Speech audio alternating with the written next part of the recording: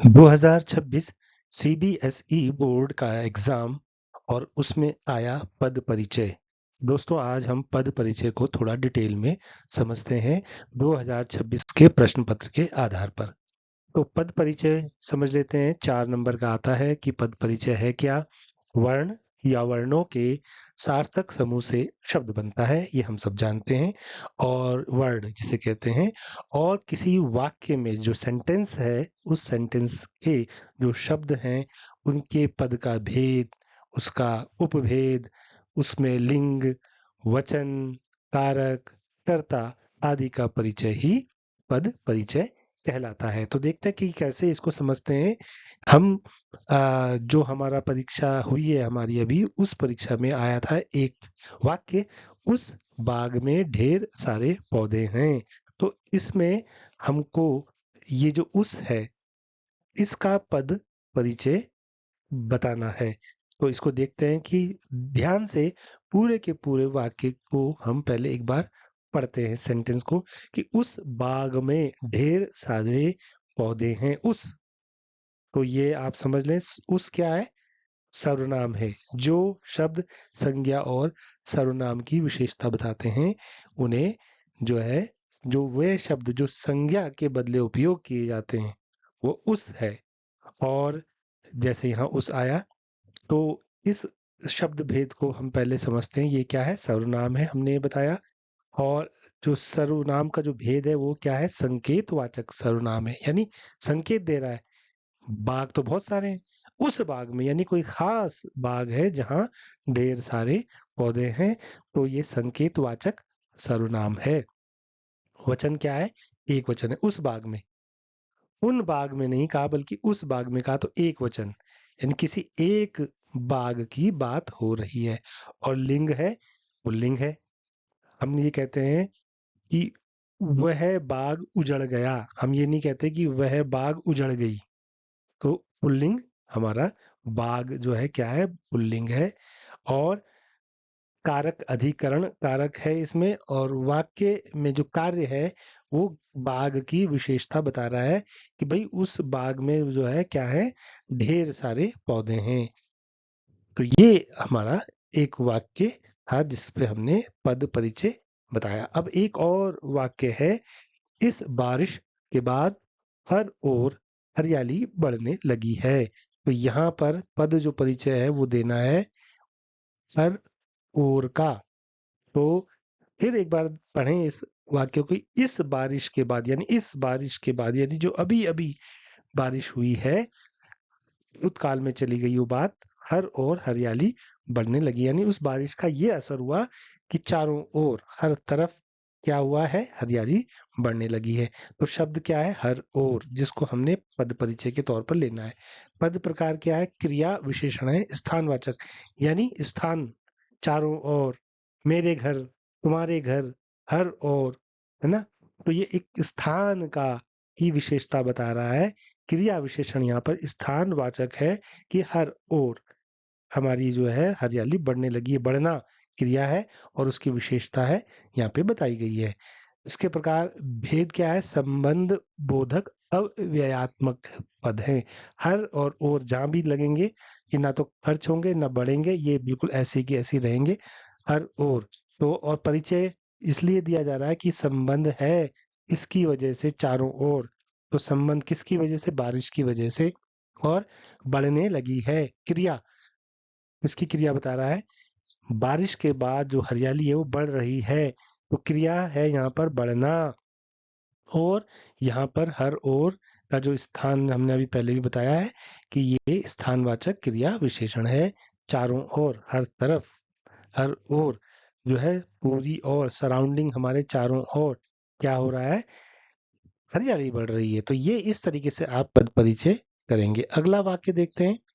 उसे नेताजी की बगैर चश्मे वाली मूर्ति बुरी लगती है। अब ये बहुत ही महत्वपूर्ण वाक्य है, इसको समझने में आपको थोड़ा सा मेहनत करनी पड़ेगी। मूर्ति के बारे में हमको पद परिचय देना है। मूर्ति, मूर्ति क्या है? स्थायी नहीं होती, टूट सकती है, और सजीव नहीं होती। लाइव और नॉन अलाइव हमने पढ़ा है, सजीव निर्जीव। मूर्ति क्या है? जड़ होती है, वो हिलती नहीं है, उसमें प्राण नहीं है, इस बात को ध्यान रखेंगे। और मूर्ति का हमको पद परिचय देना है। तो शब्द भेद है संज्ञा मूर्ति। हम संज्ञा को जानते हैं कि वे शब्द जो नाम, स्थान, भाव, ये सब क्या होते हैं? जगह, ये क्या है? संज्ञा है। तो हमको पद परिचय में ये भी ध्यान रखना पड़ेगा। दूसरा, संज्ञा का जो भेद है वो क्या है? जातिवाचक संज्ञा है, यानी ये उसकी जाति बता रही है, यानी क्या है? ये मूर्ति है। हम्म। और अगर लिंग देखेंगे तो स्त्रीलिंग है। आप ये नहीं कह सकते कि अरे मेरे घर की मूर्ति टूट गया, हम कहते हैं मेरे घर की मूर्ति टूट गई।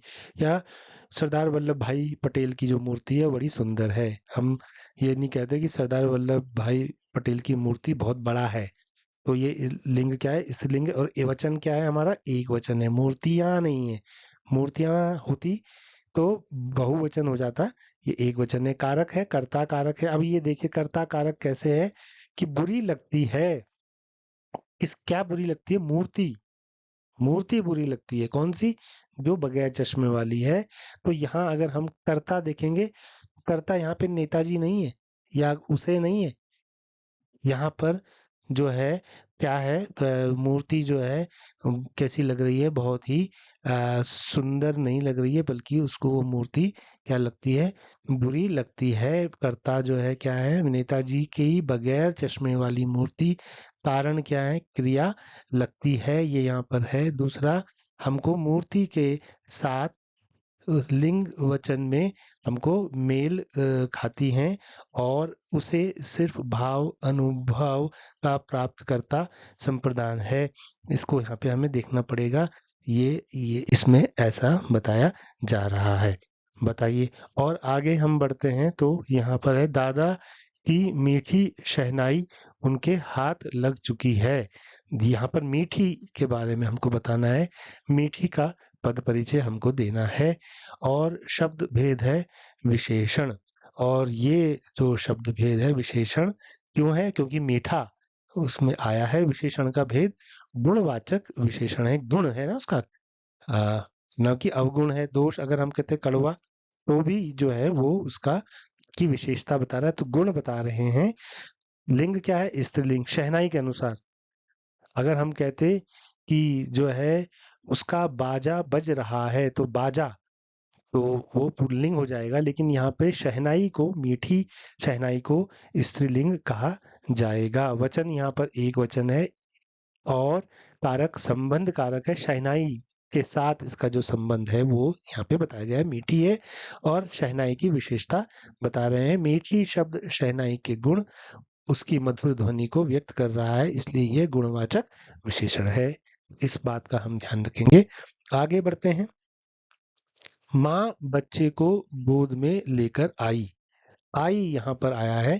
तो आई, आना, ध्यान रखेंगे। ये आना, आना एक क्रिया है। किसी का आना, किसी का जाना, ये क्रिया है। क्रिया का भेद क्या है? आना। मुख्य क्रिया क्या हो रही? आ रही है, आना है। धातु है आ। और काल है भूतकाल, यानी माँ बच्चे को गोद में लेकर आई। माँ बच्चे को गोद में लेकर आई। तो यहाँ पे आ चुकी है, भूतकाल, बीत चुका है समय।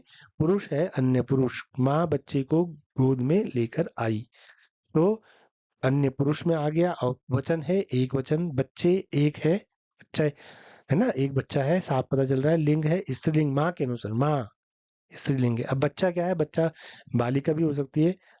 माँ की गोद में बच्चा रो रहा है, तब अलग हो जाता। माँ की गोद में बच्ची रो रही है, लेकिन यहाँ पे आया है स्त्रीलिंग अगर है तो माँ के अनुसार हम कह रहे हैं। वाक्य में कार्य कर्ता माँ द्वारा किए गए कार्य का बोध करा रही है, यानी माँ करता है और वो कर रही है कार्य। क्या कर रही है? माँ एक बच्चे को लेकर आ रही है, तो इसमें क्रिया हो रही है ना। और यहाँ आई क्रिया है, आना, जो बताती है कि माँ वहां पर पहले नहीं थी, बाद में आई और कार्य पूर्ण हो चुका है। तो ये हमारा एक और वाक्य था। थैंक्स, बहुत बहुत धन्यवाद। लाइक करिएगा और शेयर भी कीजिएगा, सब्सक्राइब भी कीजिएगा, कमेंट